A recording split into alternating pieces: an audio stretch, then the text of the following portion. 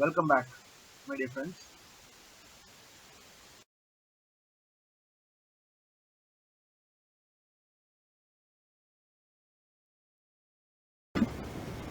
இப்போ நாம அதே 4 வேரியபிள் கார்னர் மேப் தான், பட் சில இம்பார்ட்டன்ட் இன்ஃபர்மேஷன் அதுக்குள்ள நம்ம கிட்ட இன்னும் வர வேண்டியது இருக்கு. நம்ம அதெல்லாம் டிஸ்கஸ் பண்ண போறோம். அதே 4 வேரியபிள் கார்னர் மேப் தான் இப்பயும் நம்ம பார்க்க போறோம். சரிங்களா? ஓகே, இந்த ஒரு மேப்பிங் எடுத்துக்கோங்க, டிஸ்கஸ் பண்ணலாம்.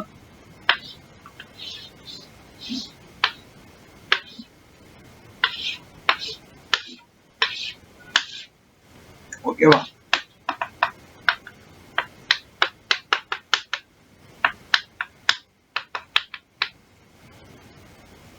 Let us have 1 here. 1 1 1 1 1 1 1. இப்படி ஒரு மேப்பிங் இருக்கு. சரிங்களா? ஃபைன். இப்போ நான் இப்போ வந்து இந்த 2 1s இப்படி கம்பைன் பண்ணலாம். இந்த 2 1s கம்பைன் பண்ணலாம். ஏன் இப்படி பண்றாரு அப்படின்னு தோணுதா? அதான் 4 1s இருக்கு. அப்ப ஏன் அவர் 2 1s கம்பைன் பண்றாரு? விஷயம் இருக்கு, சொல்றேன். இந்த 2 1s கம்பைன் பண்ணலாம், இந்த 2 1s கம்பைன் பண்ணலாம். கரெக்டா? இந்த 1 கம்பைன் பண்ணவே முடியாது. சரியா? பட் இதோட கம்பைன் பண்ணலாம். கரெக்டா? ஃபைன். என்ன இதெல்லாம் பண்ணிட்டு இருக்கோம்?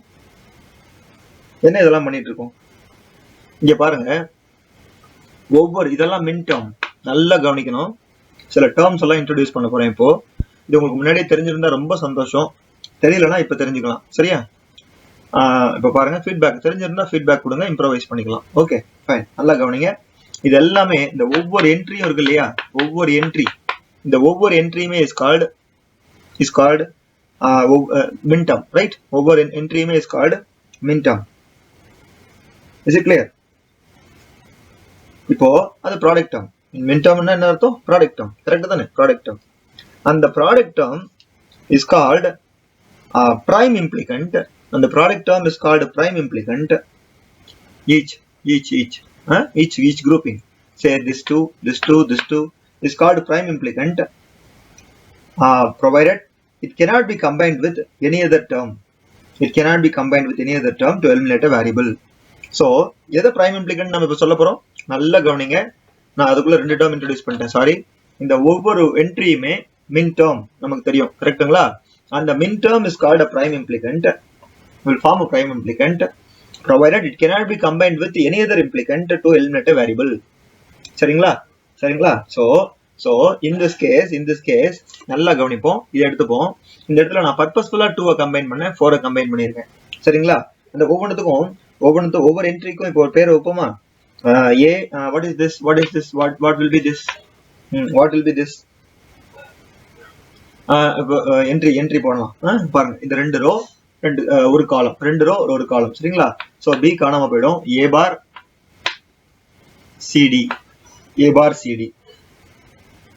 சிடி கரெக்ட்டுங்களா?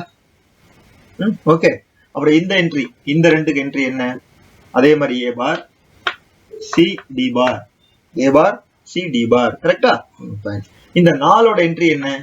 இந்த 4ஓட என்ட்ரி 2 ரோ 2 காலம். சோ ஏ பார் சி. சரிங்களா? A bar C. இதுல என்ன விஷயம் தெரியுமா? A bar C is prime implicant, whereas A bar C D bar and A bar C D are not prime implicants. So what I am trying to say? What is the term? Prime implicant. Sorry that I have not written it so far. Prime implicant. சரிங்களா? So இது min term. So the min term பண்ண grouping, and the grouping will be a prime implicant provided that cannot be combined with any other one to form a prime implicant. அந்த கண்டிஷன்ல பாத்தீங்கன்னா இந்த 2 1 is not prime implicant. We say in the 2 1 they are not prime implicant because this 2 1 can combine further with this 2. This 2 can combine further with this group to form a broader group. So in that sense, in the kutti group is not a prime implicant.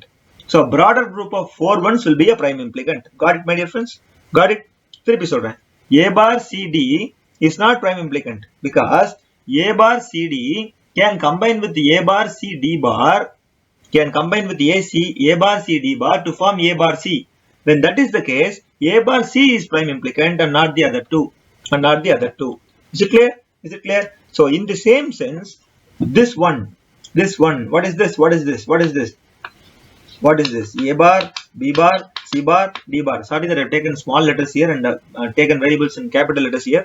Don't please kindly overlook the mistake. It is equally A capital letters there. Okay. So A bar, B bar, C bar, D bar. This is the term. This is not an implicant because this one can combine with this one and form a two ones group, right? ஒரு one group தான் இருக்கு, but two ones group form பண்ணதுக்கான provision இருக்கிறதுனால this one is called not a prime implicant. So this one will combine with this one. என்ன ஆகும்? இப்போ A காணாம போய்டும். So பாருங்க, இந்த term காணாம போயிடுச்சு. So இது இப்படி பண்ணீங்கன்னா அது B bar, C bar, D. So what I'm trying to say, a single one on a map, follow me carefully. A single one on a map represents a prime implicant if it is not adjacent to any other ones. If it is not adjacent to any other ones. So single one on a map is a prime implicant, represents a prime implicant if it is not adjacent to any other ones. Similarly, follow me carefully. Follow me carefully. Two adjacent ones on a map forms a prime implicant if they are not contained in a group of 4 ones. இதை விட இது நல்லா பார்த்தா புரியும். நான் repeat பண்றேன், கேளுங்க. Two adjacent ones on a map, say two, இந்த பாருங்க, A bar CD. Two adjacent ones on a map represents a prime implicant if it is not adjacent to any other ones. Two ones on a map represents a prime implicant if it is not adjacent to any other ones. Got it? Yes. So அப்படியே சொல்லிட்டே போலாம். Two adjacent. முதல்ல என்ன சொன்னோம்? Single one on a map represents the prime implicant if it is not adjacent to any other ones. Two adjacent ones is a prime implicant if it is not adjacent to any other ones. Similarly, a group of 4 ones will be a prime implicant or form a prime implicant if they are not contained in a group of 8 ones. இப்படி சொல்லலாமா? A group of 4 ones will form a prime implicant provided it is not contained in the group of 8 ones. அதே மாதிரி தான் இதையும் define பண்ணியிருந்திருக்கலாம், ரொம்ப ஈஸியா இருந்திருக்கும். Group of 2 ones will not be a prime implicant if it is going to be contained in a group of 4 ones. நான் சொல்றது புரியுதா? A single one cannot be a prime implicant if it is not adjacent to any other ones. Okay, அப்ப single one 2 1 மாத்திரலாம், அதான் அர்த்தம். The 2 ones will not be a prime implicant provided it is contained in a group of 4 ones. Similarly, 4 ones will not be a prime implicant if it is in the group of 8 ones. Now 8 ones இல்ல, 4 ones இருக்கு. அப்ப இந்த 4 ones is a prime implicant because it is not form of a part of 8 ones. This 2 ones is not a prime implicant because it forms part of a 4 ones. So what we have defined today, each entry is a minterm that we know already. Each entry is a minterm, each entry is an implicant. Each entry is an implicant that we know already, right? So each entry is an implicant. If it is a prime implicant or not, it is a question. How? The question is answered. So yes, single one is a prime implicant provided it is not adjacent to any other ones. 2 ones is a prime implicant. Group of 2 ones is a prime implicant provided it is not adjacent to any other group. Provided it is not part of a larger group containing 4 ones. 4 ones is a prime implicant provided it is not part of a larger group of 8 ones. Is it clear? 8 ones further is a prime implicant provided it is not in the group containing 16 ones. இப்படி பொங்கிட்டே போலாம், சரிங்களா? Okay, so what we have understood today is prime implicant. ஒரு என்ட்ரியுமே minterm, அந்த ஒரு என்ட்ரியுமே implicant. அது prime implicant இல்லையாங்கிறது அது இன்னொன்றோட combine பண்ண முடியுமா முடியாதாங்கிறத பொறுத்து இருக்கு. So coming back to this problem, this A bar C D is not a prime implicant. அப்புறம் இது A bar C D bar is not a prime implicant, whereas A bar C is a prime implicant. Okay my dear friends, புரிஞ்சிருக்கும்னு நினைக்கிறேன். Already தெரிஞ்சவங்களுக்கு ரொம்ப சந்தோஷம், தெரியாதவங்க follow பண்ணிக்கோங்க.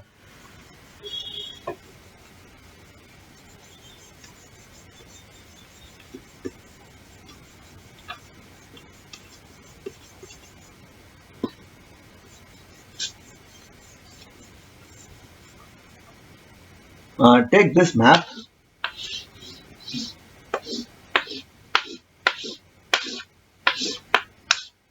A, B, C, D 0 0 0 1 1 1 1 0 0 0 0 1 1 1 1 0 0 1 2 3 4 5 6 7 8 9 10 11 12 13 14 15. This is the 4 variable map is there, and we have to plot one there. Okay, so this is the setup.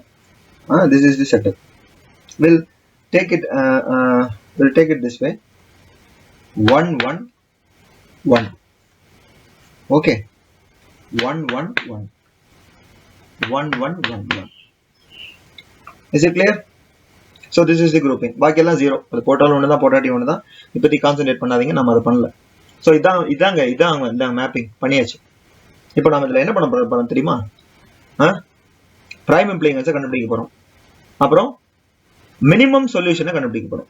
என்னது இந்த minimum solution? புதுசா ஏதோ சொல்றேன், பார்ப்போம். Will proceed further. நம்ம இப்போ கண்டுபிடிக்க போறது பிரைம் இம்ப்ளிகன்ஸ். இந்த மேப்பிங்ல நம்ம கண்டுபிடிக்க போறது பிரைம் இம்ப்ளிகன்ஸ். ஓகேவா? பண்ணும்போது ஸோ இப்போதைக்கு நம்ம கிட்ட இருக்க எல்லா options of group ones, that is what the understanding is. Last கிளாஸும் அப்படிதான் ஆரம்பிச்சோம். ஸோ ஆரம்பிச்ச உடனே ப்ரூட் ஃபோர்ஸ் டெக்னிக்ல எல்லா ஒன்ஸையும் குரூப் பண்ணுங்க. எல்லா ஒன்ஸையும் எதெல்லாம் இருக்குதோ அதெல்லாம் குரூப் பண்ணுங்க. குரூப் பண்ணதுக்கு அப்புறம் we can இல்லைன்னா பார்த்துட்டே உட்காந்துட்டே இருக்க வேண்டியதான். எல்லாத்தையும் குரூப் பண்ணிட்டு அதுக்கப்புறம் எதெல்லாம் பண்ணலாம், இதெல்லாம் பண்ண வேணாங்கிறத பார்க்கலாம். Okay, so this 4 ones caught my eye immediately, so I have grouped it. This 4 ones. Okay. அப்புறம் இந்த 4 ones also looks great, right? This looks great. Fine. And this 2 ones.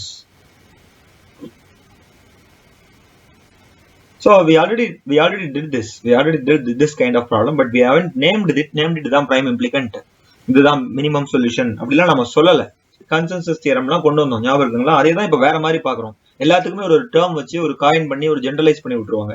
அப்படி வந்தது தான் அந்த பிரைம் இம்ப்ளிகன்ட். எனிவே, அது come back to that later. Consensus theorem வச்சு நான் சொல்றேன் இப்போ. ஆனா கன்சென்சஸ் தியரம் பேர் இல்லாம நம்ம வேற ஒரு டேர்ம் இப்போ இன்ட்ரோடியூஸ் பண்ண போறோம். This lecture will go and culminate into a introduction of a new term to you from now on. Okay, so far we know min term, we know so far in the last few minutes we know that what is called an implicant and what is a prime implicant, right? What is a prime implicant? So இப்போ நம்ம we are going to introduce something which is new to you at the end of this session, at the end of this segment. Okay, fine. This is also 2 ones, right? There is a possibility that you can cover this, and this is a possibility that it is 4 ones. There is a possibility that it is 4 ones, and wherever adjacent ones I am asking you to cover it. That's it, right? So எல்லாமே implicant தான். It is forming part of 2 ones. It is forming part of 4 ones. So all these things are implicant. So when you do so, it is not necessary. But when you do so, what are all the possible combinations you have, you do that. What are all the possible combinations you have, you do that. Okay. So when you do so, you have so many implicants coming into the picture. ஒன்னொன்னா நம்ம போட போறோம். It is a time consuming process, I believe. ஒன்னொன்னா போட போறோம். சரிங்களா? First இது எடுத்துக்கலாம். சரியா? இது எடுத்துக்கலாம். நிக்கிறது. அப்புறம் முதல்ல நம்ம பார்த்தது,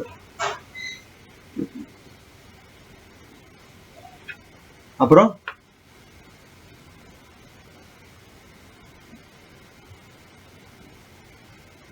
இது. சரியா? எதுக்கு அதை டார்க்கரா போட்டிருக்கேன்? ஒரு விஷயம் இருக்கு, சொல்றேன். இது என்னது? ஏ காணாம போயிடுச்சு. So B C bar D பார், இதான் இது. பி சி பார் டி பார். இது என்னது? இப்போ பாருங்க, இதுல வந்து பி காணாம போயிடுச்சு. ஸோ ஏ பார் சர்வைவ்ஸ். இதுல சி காணாம போயிடுச்சு, டி சர்வைவ்ஸ், ஏ பார் டி. அப்புறம் இதுல வந்து பி காணாம போயிடுச்சு, ஏ சர்வைவ்ஸ். அப்புறம் இதுல வந்து 1110ல டி காணாம போயிடுச்சு, சி சர்வைவ்ஸ், ஏசி. ஓகேவா? Fine. So B C bar D பார் ஏ பார் டி பிளஸ் ஏசி. சரி, இந்த 4 1 இருக்கே, புதுசா பண்ணமே, இந்த 4 1. அது என்னது பார்ப்போமா? மொத்தமா காணாம போயிடும். ரோல காலம் மட்டும் இருக்கு, CD. 4 ones always gives a better look, right? 4 ones. அப்புறம் இது something which is redundant so far நாம எடுத்துருக்கோம் அதை பார்க்கலாமா. a bar b இதுல வந்து d கேன்சல் ஆயிடும். a bar b c bar a bar b c bar இது cd ஓகேவா, அது cd. வேற காம்பினேஷன் இருக்கா, வேற காம்பினேஷன் இருக்கா? இந்த காம்பினேஷன் எடுத்தோம் ஞாபகம் இருக்கா, இந்த காம்பினேஷன் எடுத்தோம். இந்த ரோ என்னது 1 1 ab, இது இதையும் பண்ண பாத்தீங்கன்னா c காணாம போயிடும், d bar ab d bar. So மொத்தமா இதுல இருக்க இம்ப்ளிகன்ட் என்ன தெரியுமா, மொத்தமா இதுல இருக்க இம்ப்ளிகன்ட்ஸ் 6 இம்ப்ளிகன்ட்ஸ் இருக்கு, 6 இம்ப்ளிகன்ட்ஸ் இருக்கு ஓகேவா. சொல்ல போனா பிரைம் இம்ப்ளிகன்ட்ஸ் 6 பிரைம் இம்ப்ளிகன்ட்ஸ் இருக்கு. ஒவ்வொரு ஒன்னு இம்ப்ளிகன்ட்னு வச்சுக்கோங்க, குரூப் எல்லாம் பிரைம் இம்ப்ளிகன்ட், 6 பிரைம் இம்ப்ளிகன்ட் இருக்கு. So I right, so b c bar d bar plus a bar d plus ac plus cd plus a bar b c bar plus a b d bar.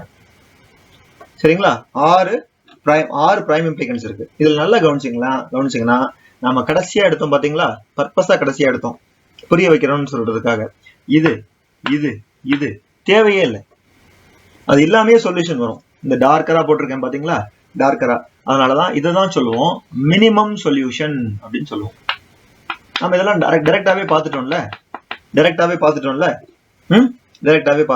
இப்ப நம்ம introduce பண்றது அதுக்காக இல்ல, நல்லா கவனிங்க. Minimum solution சொல்லி f is equal to இப்படின்னு நம்ம போட்டிருக்கோம். அதுக்கு பேர் என்ன தெரியுமா, இதுதான் இப்ப பிரைம் இம்ப்ளிகன்ஸ். 6 பிரைம் இம்ப்ளிகன்ஸ் இருக்கு, 6 பிரைம் இம்ப்ளிகன்ஸ். அதுல இந்த 3 நமக்கு இருக்கு. ஏதாவது ஒண்ணை விட்டு பார்ப்போமா, ஏதாவது ஒண்ணு. இப்ப நம்ம இதை டிஸ்கார்ட்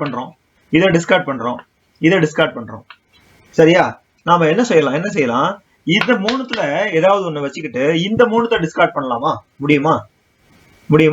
கவனிச்சு பாருங்க போட்டதுல மீனிங் இருக்கு, நல்லா கவனிங்க. சோ இந்த டார்க்கர் இல்லன்னு நினைச்சுக்கோங்க, அது நல்லா எக்ஸ்பிளிசிட்டா தெரியுதுல்ல, இல்ல. நம்ம செகண்டா போட்டோம் தெரியுமா 3 காம்பினேஷன், அதை மட்டும் வச்சுக்கலாமா? இப்போ இந்த பாருங்க, இந்த காம்பினேஷன் 1, இந்த combination a bar b c bar இந்த combination a b d bar ஓகேவா, இந்த காம்பினேஷன். அப்புறம் இந்த காம்பினேஷன் cd, சரியா. இந்த 3 தான் இப்ப இருக்கு, பாக்கி 3 இல்ல. முதல் 3 வச்சுக்கிட்டு கடைசி 3 விட்டுறலாம்னு சொல்லும்போது there is equal possibility, opportunity you can give to last 3 and then leave the first 3, right? If that is the case, we'll work out what is actually happening. We have this and we have this. அப்ப என்ன ஆகுதுங்க, நல்லா கவனிச்சீங்களா? இந்த 1 cover ஆயிடுச்சு, இந்த 1 cover ஆயிடுச்சு, இந்த 1 cover ஆயிடுச்சு, இந்த 1 கவர் ஆயிடுச்சு, இந்த 1 கவர் ஆயிடுச்சு, இந்த 1 கவர் ஆயிடுச்சு. நீங்க நல்லா கவனிச்சு பாத்தீங்கன்னா இந்த 1 இருக்குல்ல, அது எதோடவே கவர் ஆகல. இந்த 1 இருக்குல்ல, அது எதோடவும் கவர் ஆகல. நல்லா கவனிச்சு பாத்தீங்களா? இந்த 3 டேர்ம் மட்டும் நீங்க எடுத்தீங்கன்னா, நம்ம கடைசியா கவர் பண்ணது அதுதான் 3 டேர்ம். சோ எதுக்காக அதை பண்ணும், சும்மா டைம் வேஸ்ட் பண்ணல. இதை வச்சுக்கிட்டு நம்ம இதுல அனலைஸ் பண்ணலாம். எப்படி அனலைஸ் பண்ணலாம், கடைசியா 3 டேர்ம் டிஸ்கார்ட் பண்ண சேர்த்தோம் தெரியுமா, அந்த டேர்மை மட்டும் வச்சுக்கலாம், பாக்கி ஃபர்ஸ்ட் 3 டேர்ம் விட்டுறலாம். கவர் தான் ஆகுதே, ட்ரை பண்ணி பார்ப்போமேன்னு பார்த்தோம்னா நமக்கு ஃபர்ஸ்ட்ல கவர் பண்ணதுலதான் எல்லா ஒன்னும் கவர் ஆச்சு, இந்த 3ல தான் எல்லா ஒன்னும் கவர் ஆச்சு. செகண்டா பண்ணதுல கவர் ஆன மாதிரி ஒரு தோற்றம் இருந்துச்சே தவிர இந்த 1 எதோடுமே கவர் ஆகாம நின்று போயிடுச்சு. அதனால அந்த 1 கவர் பண்றதுக்காக வேண்டி இந்த குரூப்பிங் எடுத்தே ஆகணும்,